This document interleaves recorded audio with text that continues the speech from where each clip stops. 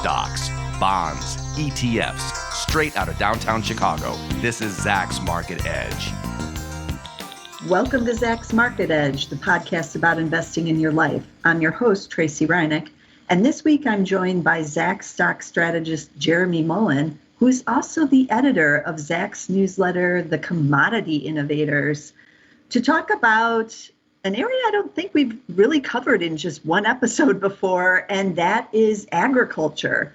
What's going on out there with the ag stocks, the agriculture commodities? This is why I'm having Jeremy on today, because I'm hoping he knows more about what's going on than I know. But both of us have owned some of the agriculture stocks over the last year in our various Zach's portfolios, and they seem to be hot again to start 2021. So Jeremy, I was thinking of doing this show, and so I said, Jeremy must be in something with the ags, and I go over to look at your Commodity Innovators portfolio, and that was just this week here in January of 2021, and I don't see any ag in your portfolio. So I went, maybe I'm getting the story wrong, but maybe there's an explanation too about why you aren't in them. So let's talk about that. Like, what do you feel is going on in the ag side of things on the commodities? Yeah. Hey, Tracy, thanks for having me. And I got nothing in there. And the reason being is because we were in there a few months back. We were in some ETFs and some individual stocks, and we hit some price targets, and we got out, and it kept running. So it's kind of like a crazy move in corn and beans, so much so that they're calling corn Bitcoin now, as it continues to go up and up. Yeah, I mean, this is a once in a decade kind of move, and you just look back to the chart for corn. The last time it did something like this and went over $5, I guess it went back in 2014, but the real big move was in 2010 and 11. I mean, that's 10 years ago, where it went all the way over $8 a bushel. Still a lot of room to go to get to where they were back then, but it's kind of been a perfect storm. And, I didn't really see the continuation, which is why we kind of got out and took profits. And now, unfortunately, I'm at a point where I'm waiting for a pullback. So I guess the good question to ask is, why are grain prices rising in the first place, right? Right. So basically, like I said, it's a perfect storm. We got shrinking grain supplies, weaker than expected harvest in the U.S. Then you got the combination with strong demand for U.S. exports. There's a lot of buy-in of grains from around the world. Stockpiles are shrinking, and this latest WASDE report showed a dramatic drop in yield that was kind of shocking to some people. And now there's fear that production won't meet this demand for another 12 to 24 months. Mm-hmm. So you got some analysts saying that we won't return to a plentiful situation till 2022. And you tie in what's been a tailwind for other commodities with the dollar weakness. This is also a factor. And then you got South America, where we have some dry conditions, and they haven't seen rain until today. Actually, they finally got some, and we're seeing a sell-off in beans. And Russia, Argentina is doing some bans on exports. That doesn't help. And then you really just have that storm forming together where everything's going right for these grains, and prices going higher. But, at some point, prices will negatively affect this demand. So we're going to have to see if this can continue. And as far as why I don't have any is I want to be a buyer on the pullback. So I'm going to be looking for that going forward. Okay. And you told me in a separate conversation when we were talking about this that you owned some of the ETFs that track, I think they track the futures contracts, right? On like the soybeans, the corn, the wheat. Yeah. Is that the area you want to get back into? Is that where people should be looking if they want to be like a pure play on what's going on with these commodities? Yeah, so not many people trade the actual future contracts. They're not sophisticated enough or have a futures account. They just have a brokerage account. So that's kind of where our approach in Commodity Innovators is just to go through those individual ETFs. So soybeans is SOYB is a ticker. Corn is CORN, conveniently and easy to remember. And wheat is wheat without the H. It's WEAT. So there's those three grain specific ETFs. There are some others that combine, but they have really low volumes, and I don't really want to throw them out there because the volumes are too great. And those are basically what we would target, that and individual stocks that might benefit from these higher grain prices as well. Okay, so is this the type of product that I only want to be in for like a day or a week, or is it like a buy and hold type thing for these three? Yeah, it's going to be a buy and hold situation for at least a couple months. So Okay. we were in soybeans, SOYB, and got in there late August, and got out I think September, like the end of September, so about a month. And we got I think we got a little over 10% in that. So that was just a 1 month hold, 10%. Now if we would have kept holding it, I think we sold at like 17 and a half. It's 21 now. So Yeah. another 3 months, it would have been up to 20 to 25%. So there are some great moves in the 2 to 3 month time frame. If you're talking about just like playing these on a day-to-day or week-to-week basis, it's not like the futures would be where you want to go. These are not day trading instruments by any means. Right. These you just have to be really good at guessing when it's going to rain. Yeah. Right. Which is what moves these markets a lot, and it's going to be impossible for you to do that. So you basically, for these, you want to follow the trend, you want to follow the supply and demand dynamic, and you want to follow the technical support, basically. That's what I look for. Okay. Now on the individual stock side, that's separate from the commodities. You used to own one of the fertilizers too, didn't you? Yeah. NTR was the ticker. Nutrien. Yeah. Right. So that the March move lower was, we went from about 50 to 25. So started grinding back higher as grain prices started to recover, and we got in about the same time we got into soybeans actually. Okay. And sold. We held that one a little longer. I had targets around 50, and we got out there. It's a little higher than that now, so that wasn't a bad one. Yeah. But yeah, Nutrien is a great stock to own. I would like to get back into that one. I thought we would have a pullback to let me back in, but it hasn't happened. That's the former. So if you remember, Potash, POT, and Agrium, they came together to form like the biggest fertilizer company out there. They offer potash, nitrogen, phosphates, sulfates, even like seeds and other stuff. So they're huge in the industry. Yeah. They have that agribusiness side. When the fertilizers were on the outs, which was the last couple of years, when all those prices were depressed, then I felt like their agribusiness side at least gave them, something consistent and solid that was producing, because the farmers are still buying the seeds, but they just, the fertilizer prices were just, too low. And now the farmers had the incentive with these higher prices to spend the money to grow as much as they can. Right. So that's what's going to push up fertilizer prices, which is up, I think, 25-30% over the last 3 to 6 months or something like that. So other stocks in that group are CF and MOS. Right. CF is a local one for us. They're out in Deerfield, Illinois, and Mosaic, which has been around for a long time and was one of the hottest stocks back in like 2008. Right. I remember them. That was the last time that potash was soaring, basically. Yeah. So I don't know if we have a repeat of that and these become, the next hot group. But if you what it feels like to me, though.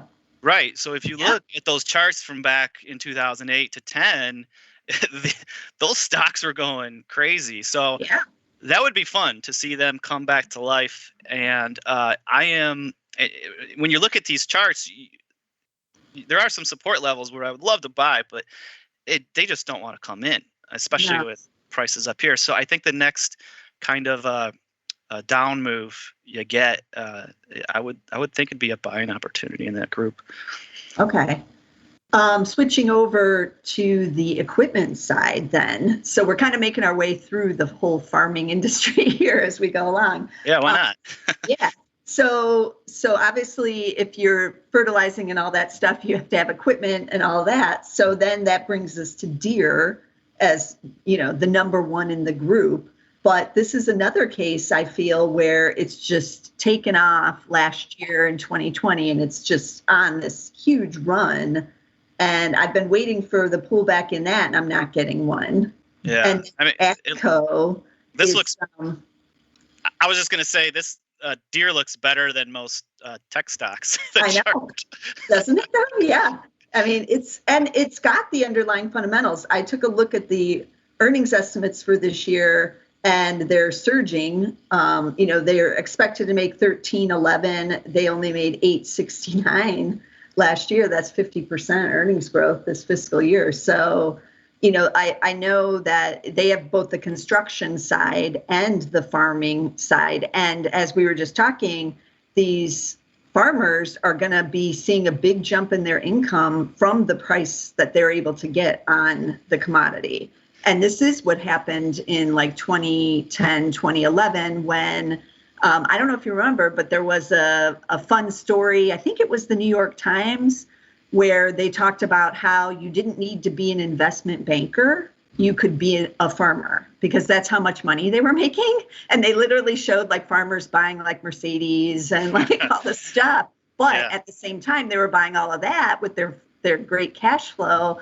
They were also buying the new combines and whatever else that Deere and AGCO are both selling. So those stocks did do really well in the last cycle as well. And now we're starting to see, some similar uptick in demand. It's going to take a little while though, because the farmers, they've been in such a rough place. Yeah, they've been in a lot of pain. 3 or 4 years. That's the thing. Farming is such a cyclical business too. So it's, and Deere, I just look at this chart. It looks great. It's a 45-degree angle, basically up for the year since the the March lows. Yeah. And you can't FOMO into this thing. Obviously, this market's telling us that Deere is going to have a great year in 2021. We have high grain prices. We have stimulus checks coming. We have easy money, and there's just going to be a lot of people buying Deere. And the other one that comes to mind is kind of like off the radar one is Tractor Supply. That is kind of, they don't make the big stuff, but it's kind of just like a retail store for farmers that they'll also be spending a lot of money. It's a smaller company. It's like, I think it's a 15 or $17 billion company, but they got the growth, and the chart on that one looks great. I'd be more willing to buy that one than chasing Deere up here, just because if things continue to look good into, let's say June, the stock might already be anticipating a weaker 2022. You know what I mean? It's just, it's always way ahead of what you see in front of you as far as DE goes. Yeah. Tractor Supply's ticker TSCO. Yeah, TSCO. That's a great stock. Yeah, and it's, as you said, it is a play on if the farmers, again, have extra income, they will go buy the new boots and the clothes and whatever else, Tractor Supply is selling with that extra. And they also did very well when the farmers were doing well back in the day too. So yeah. I just checked my chart and it hit 52 all-time highs today. So, the momentum is behind. But the difference between Deere and Tractor Supply, like just from a chart perspective, is Deere has continued this up, where Tractor Supply has kind of consolidated and now is breaking. So I think there might be definitely some good reason to buy these all-time highs as opposed to Deere, which has a lot of room and technical support underneath, if that makes sense. There's a lot of room to fall for that one.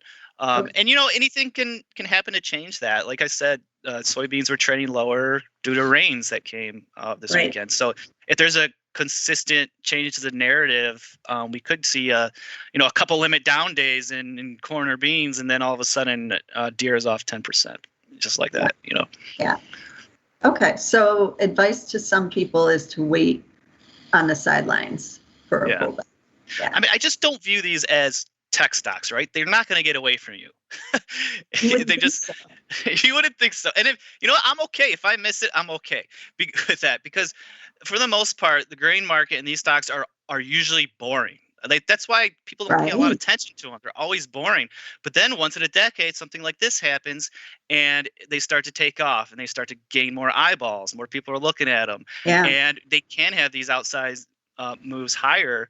But I still don't want to be caught on the wrong side of the move lower. I'd rather have some cash to buy into like technical support than get caught up here.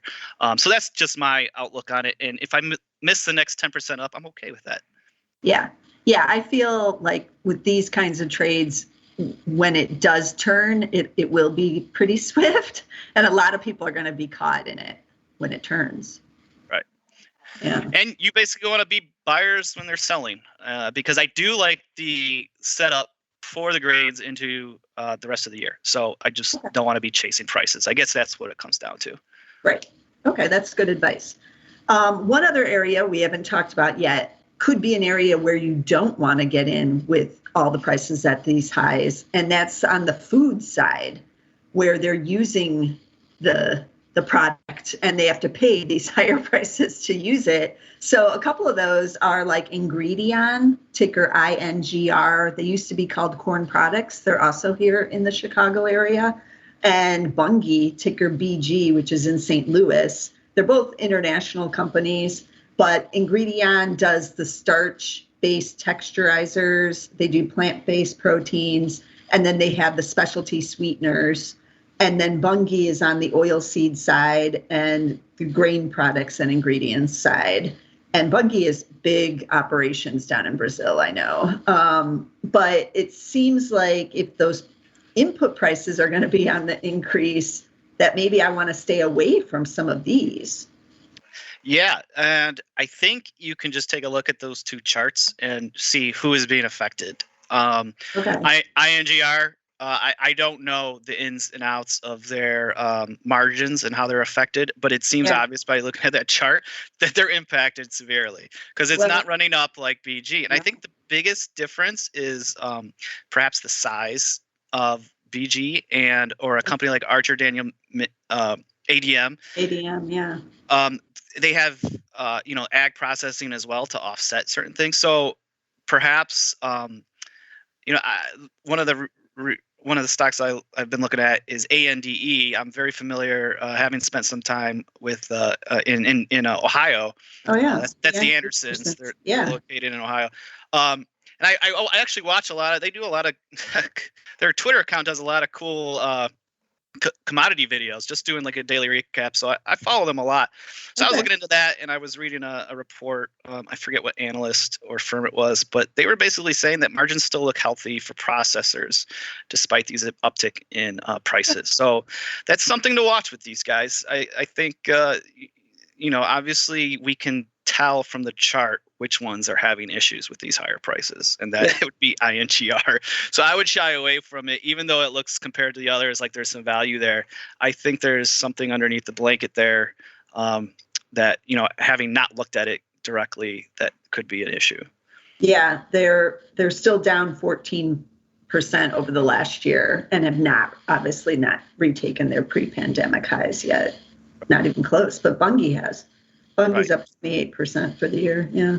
Yeah, and in INGR, it's below the 50-day moving average. It looks like today, actually, it kind of breaking the 50-day, which is below that 200-day. So look, technically, from that kind of perspective, it just doesn't look great. Or as opposed, you look at BG, it's hit highs on Thursday, and it's above the 21-day, which is the momentum moving average that I look at. So the momentum's still there, significantly above the 200. So the stock looks very, very strong still. Okay, yeah. I know Bunge is a favorite of a lot of people. On the Andersons, I haven't looked at them for a while. Do they still own that rail segment? Or yes. Oh, they do. Okay. So they still rails, fertilizers, and then don't they have processing? They have a bunch of mills or processing. Okay. And I think they have 4 or 5 in the Ohio area, maybe one in Michigan. But yeah, it's all in the Toledo, Ohio area where I went to college. They used to have 2 stores too, but they got rid of those. Yes, from I knew this. They They 2 closed big retail stores. Like they kind of were like Targets before Target was a thing. Just had a variety of everything. Yeah. Okay. Yeah, that's kind of a local Midwest-based company. Right. So it's kind of a smaller one if you want to. It is. Right now, the stock isn't showing much volatility, but it's kind of just trickling up. But this was one that was really hot back in 2008. It was, I think it was a $200 to $300 stock that had a lot of volatility, and they split it. And I think that was kind of the end of that run, right? It was right after the split. You do get a dividend with the Andersons. Looks like 2.8 yield. That's not too shabby. Yeah, which for all of these right now I think is great, because if you can grab a pullback, get a nice little dividend where it's hard to find nowadays, and you can have this kind of tailwind going into the rest of the year of higher grain prices, I think it's a real big positive for the whole all the ag stocks. Yeah, the dividend is one of the reasons I like Nutrien as well. That is yielding 3.4%, which is pretty nice. Even after this nice run. I think when we bought it, it was in the 4s. Yeah. Yeah. Yeah. So they were really trying to pay out that big yield to keep people invested while everything was in the outs, because it was several years you were not doing anything if you were a shareholder there. So they are really a shareholder friendly company that way. So just something to keep in mind. Okay, so we've kind of covered most of the areas, I feel. Is there anything I'm leaving out that you can think of? Well, you actually asked me about that real estate trust, so I looked into it. Oh, yeah. And I had actually never really looked for anything like this, but I did find one. The ticker symbol is FPI. Okay. Farmland. Yeah, Farmland Partners. Okay. Okay. And this is obviously a specialty REIT that is basically just tries to own farmland. And they own over 150,000 acres in 16 states. I won't go through all of them, but a lot of states in the Midwest, but even the Carolinas and Virginia and Alabama, Arkansas, California. But the land is currently being farmed by over 100 tenants who grow 26 major commercial crops. So it's not just, the big 3 and wheat, beans, and corn. There's other kinds of stuff like fruits and vegetables, and I assume tobacco if they're in the Carolinas. Yeah. And it pays out a 2% dividend. But if you look at the chart recently, it's really taken off. This was $9 at the beginning, under $9 at the beginning of the year. And now it's up close to 11. So somebody has noticed. 2021? Yes. Oh, wow. Okay. So just give you a bigger move. So this was trading around $7 all of last year, and then it started to move up the end of November. So now we're at almost close to 11. That's a big move. And this all is derived from, the higher grain prices are going to make the farmland worth more. Yeah. So people have found this ETF as of late, and they're piling into it. So an interesting find there. I definitely did not know this existed. So thanks for asking about that. And I did find another one that I couldn't find too much information about, but it's LAND, land. Okay. I think they were more concentrated in the West Coast, like Oregon, California. And I noticed a 3.5% dividend, so a little higher on the dividend. And I think they concentrated more on the fruits and vegetables farmers. But I didn't find a lot of information like I could. FPI has its own website that gave a lot of information. But land, I just, in the short time, could not find a lot of info. Okay. Well, that's good to know. It gives you some other options if you want to go direct for the farmland. Yeah, so. I like the idea with that FPI, not only because of the uptick in grain prices, but also just as as a real estate play, any hard assets with the current economic situation of stimulus, dollar devaluation, easy money is just major tailwinds for real estate. So if you're looking to get into something outside of the cities or even the suburbs, you have farms, and this is a ideal way to do it without actually physically buying a farm. Right. So I would encourage, I looked at this briefly, so I would encourage to just dig into this and if you're interested, and just find every detail you can about it. But it does look kind of cool. Do we have any real analyst coverage on it? I'm looking right now because I'm curious, like how many analysts are actually on it. on FPI? FPI, yeah. I didn't. No, I don't think so. We do have a rank. It is a 4, but that's probably only because, which is the sell. But that's probably only because we probably only have like one analyst on it or something. Well, no, but we have 3 estimates for the full year. So that's more than I would have thought. Okay. Yeah, and I just typed it up. The volume's pretty good.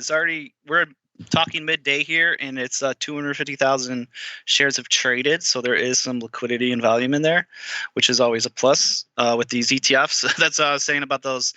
Some of these grain ETFs, there's just like 5,000, 10,000 shares a day, and it's a big spread. So if you go to buy, you're giving up 25 cents on like on a $7 ETF, and that's not good. You lose like a percentage point. So that you got to be careful with that kind of stuff. But this one has volume and not a big spread. So if you want in, you can get in. So that's good. And out. It's always important to get out, be able to get out too. That's why you need that liquidity.